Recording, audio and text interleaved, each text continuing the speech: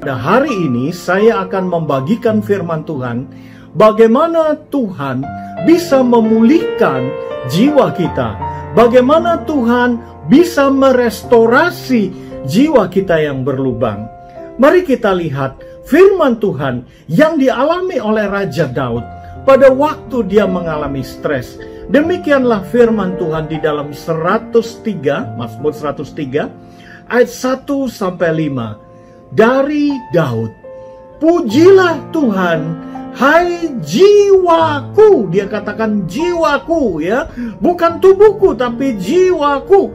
Pujilah namanya yang kudus, hai segenap batinku. Tidak dikatakan rohku tapi batinku, yang dimaksud adalah kedalaman hati dari si Daud sendiri. Pujilah Tuhan, hai jiwaku. Ya, sekali lagi jiwaku, bukan tubuhnya, bukan rohnya. Dan janganlah lupakan segala kebaikannya. Karena apa? Di dalam jiwa ada pikiran, ada perasaan dan kemauan, saudaraku.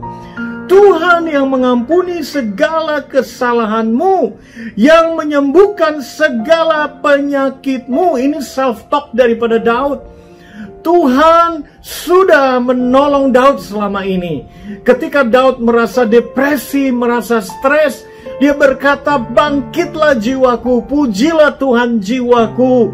Dia Tuhan yang mengampuni kesalahanmu ketika dia berdosa terhadap Batsheba, ya. Dan segala penyakitmu disembuhkan oleh Tuhan, walaupun anaknya itu harus mati dari hasil hubungan gelap dengan Batsheba. Dia yang menebus hidupmu dari lubang kubur. Berapa kali Daud mau mati dibunuh oleh Saul, yang memahkotai engkau dengan kasih setia dan rahmat. Tuhan selalu meluputkan, Tuhan selalu menolong. Dia Tuhan yang memuaskan hasratmu. Hasrat itu keinginan Daud. Tuhan sendiri yang memuaskan dengan kebaikan, sehingga masa mudamu menjadi baru seperti burung Raja Wali. Daud mengingat bagaimana ketika dia angon domba, dia begitu bersemangat mengalahkan beruang. Dan ketika dia menjadi tua, menjadi raja, dia ingin mengalami masa-masa mudanya. Dan dia berkata kepada jiwanya, ayo, kamu harus bangkit agar kamu bisa terbang seperti Raja Wali. Ya, mari kita lihat selanjutnya, saudaraku. Tuhan adalah penyayang dan pengasih, panjang sabar dan berlimpah kasih setia bagi setiap kita yang pada saat ini mengalami tuduhan, mengalami rasa bersalah. Ingatlah firman Tuhan yang disampaikan pada hari ini, bahwa Tuhan adalah penyayang dan pengasih, panjang sabar dan berlimpah kasih setia. Tidak selalu Tuhan itu menuntut, dan tidak untuk selama-lamanya ia menendam. Tidak dilakukannya kepada kita setimpal dengan dosa kita, dan tidak dibalasnya kepada kita setimpal dengan kesalahan kita. Dengar baik-baik, saudaraku, tetapi setinggi langit di atas bumi, demikian besarnya kasih setianya atas orang-orang yang takut akan Dia. Sejauh timur dari barat, demikian dijauhkannya daripada kita pelanggaran kita. Seperti Bapa sayang kepada anak-anaknya, demikianlah Tuhan sayang kepada orang-orang yang takut akan Dia. Sebab Dia sendiri tahu apa kita. Dia ingat bahwa kita ini hanya debu.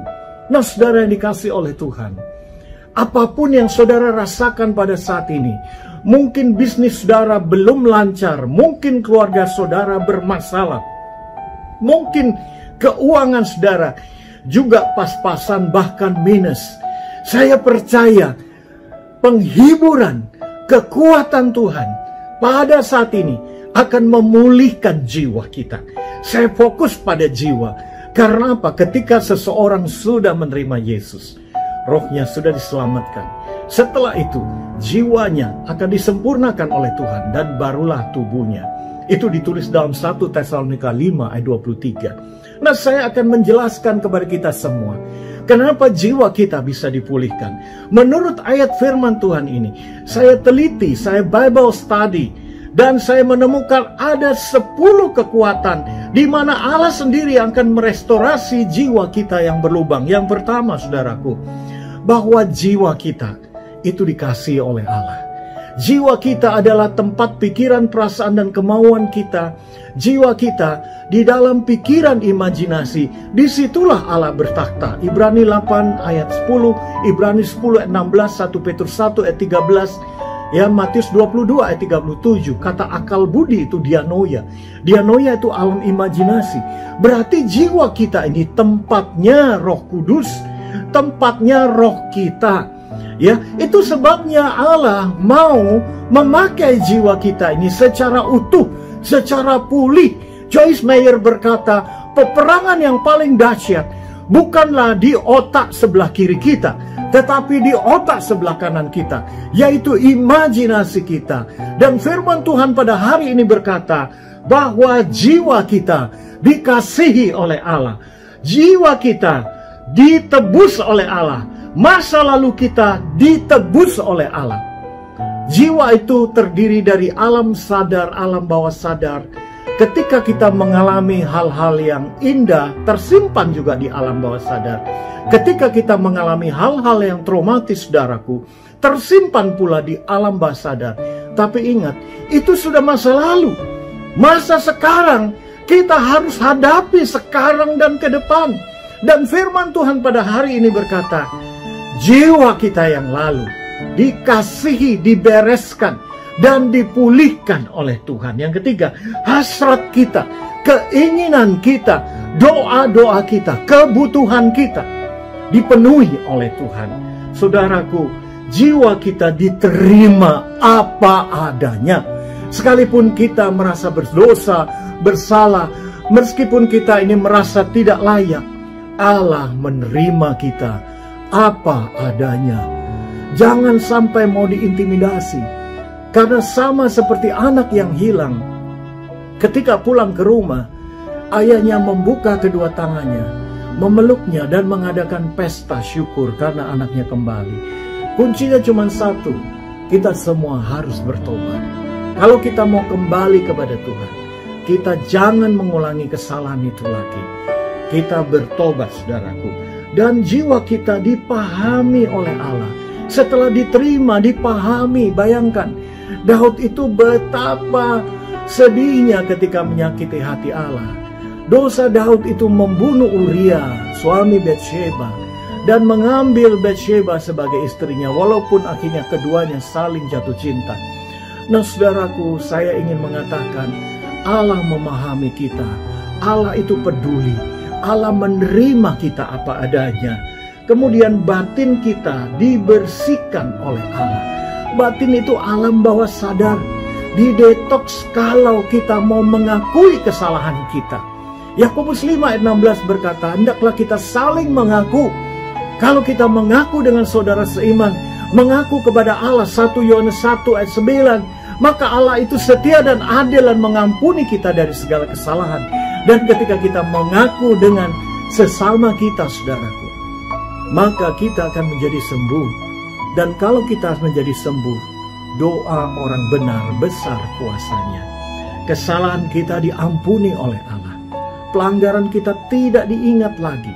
Pengorbanan Yesus Kristus di kayu salib sempurna untuk dosa kita. Jangan mau diintimidasi, ya.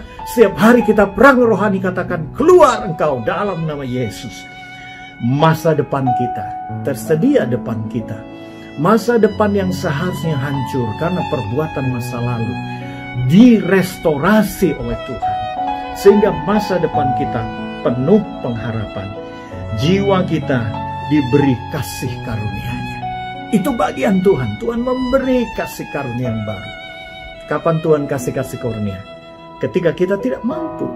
Itu sebabnya andalkan Tuhan. Jangan merasa kuat. Maka kasih karunia Tuhan itu akan turun dalam hidup kita. Dan ini yang diberikan oleh Tuhan. Yang ke-10, saudara, sesungguhnya Allah mau memulihkan kita. Saudara dan saya tidak sempurna. Tetapi kalau Allah mau memulihkan kita, apa bagian kita? Apa respon kita? Apa tanggung jawab kita? Mari kita lihat 10 hal juga respon dan tanggung jawab kita. 10 hal yang menjadi tanggung jawab Allah untuk hidup kita, yang sudah dilakukan Tuhan untuk kita. Mari kita juga melakukan bagian kita. Mari kita juga melakukan tanggung jawab dan respon kita. Yang pertama, mari kita mendekat kepada Tuhan, saudaraku. Jangan menjauh, karena Tuhan itu selalu siap menerima kita apa adanya. Bahkan Dia tinggal di dalam hati kita. Namanya disebut Immanuel. Burung punya sarang, serigala punya liang, tetapi anak manusia tinggalnya dalam hidup kita. Kita mengakui pelanggaran kita, itu bagian kita. Kita tidak boleh malu. Akui dengan sejujurnya bahwa kita itu salah. Ya, pikiran kita berdosa, hati kita berdosa. Allah itu senang dengan pengakuan kita, menantikan kasih karunia-Nya. Mari kita menunggu di dalam hadirat Tuhan. Ya, Coram Deo, yaitu merasakan hadirat Tuhan setiap detik dalam hidup kita. Melakukan firman-Nya, karena kita baca firman-Nya. Firman itu bukan hanya tulisan, bukan grafo, bukan hanya logos, tetapi bisa menjadi kairos, ya, menjadi rema buat kita. Kemudian tetap kuduskan hati kita. Saudaraku, Matius 5 ayat 8 berkata, kalau kita suci hatinya, kita akan melihat pimpinan Tuhan. Kita akan mendengar suara Tuhan. Menguduskan hati berbicara mengenai mendetoks hati kita, mengakui kesalahan kita, dan kembali mendekat kepada Tuhan. Dan yang keenam, memasuki hadirat-Nya. Tadi saya katakan Coram Deo itu adalah kembali meningkatkan kesadaran kita. Allah itu omnipresent. Kita itu ada di dalam hadirat Allah, tapi seringkali kita tidak sadar. Kita harus tahu bahwa Allah di dalam kita dan kita di dalam Dia. Maka kita merasakan aman yang luar biasa. Mari kita menyerahkan hati kita. Itu bagian kita, saudaraku. Jangan serahkan hati kita kepada orang lain. Jangan serahkan hati kita kepada kehampaan. Jangan serahkan hati kita kepada dunia. Jangan serahkan hati kita kepada ketakutan dan kekhawatiranmu. Tapi datang pada Tuhan. Tuhan, aku serahkan hatiku pada mezbah-Mu. Dan kita pegang janjinya, saudaraku. Sejauh timur dari barat, demikian pula kasih Allah terhadap kita. Sepasti udara segar yang kita hirup, sepasti itu pula kehadiran Tuhan. Sepasti fajar yang pasti timbul di pagi hari. Seperti itu janji Tuhan. Janji Tuhan teruji seperti perak, 7 kali diuji. Nah, saudaraku, tetap setialah kepada Allah. Jangan menyimpang kepada Allah lain. Jangan datang ke orang pintar. Jangan ke dukun. Jangan percaya dengan perkataan-perkataan manis. Jangan belajar ilmu ini, ilmu itu. Ya, serahkan hidup kita kepada Tuhan. Yang terakhir, mari kita tetap tidak keluar dari hadirat-Nya. Kita tinggal di hadirat-Nya. Bagaimana caranya? Saudaraku, kalau hidup kita benar melakukan firman, itu artinya kita sudah tinggal dalam hadirat Tuhan. Yang terakhir, saya ingin berkata demikian, bahwa restorasi hati selalu dimulai dari penyerahan diri. Restorasi hati dimulai dengan menghentikan asumsi, merasakan kasih, dan mempercayai janji ilahi, dan membaca dan menjaga kekudusan di hati, saudara. Matius 5 ayat 8, berbahagialah orang yang suci hatinya, karena mereka akan melihat Allah. Sekali lagi, restorasi hati dimulai dari penyerahan diri kita kepada Tuhan, menghentikan semua asumsi-asumsi tentang Tuhan yang salah, merasakan kasih, mempercayai janji ilahi, dan menjaga kekudusan di ilahi. Mari kita berdoa. Bapa di surga, kami serahkan jemaat-Mu, agar hati kami bawa di mezbah, dan Engkau terima kami apa adanya. Engkau pahami kami, dan Engkau pulihkan kami, Tuhan. Aku serahkan hidupku ke dalam tangan-Mu. Pulihkanlah kami, Tuhan. Pulihkanlah kami. Dalam nama Tuhan Yesus. Amin, amin, amin.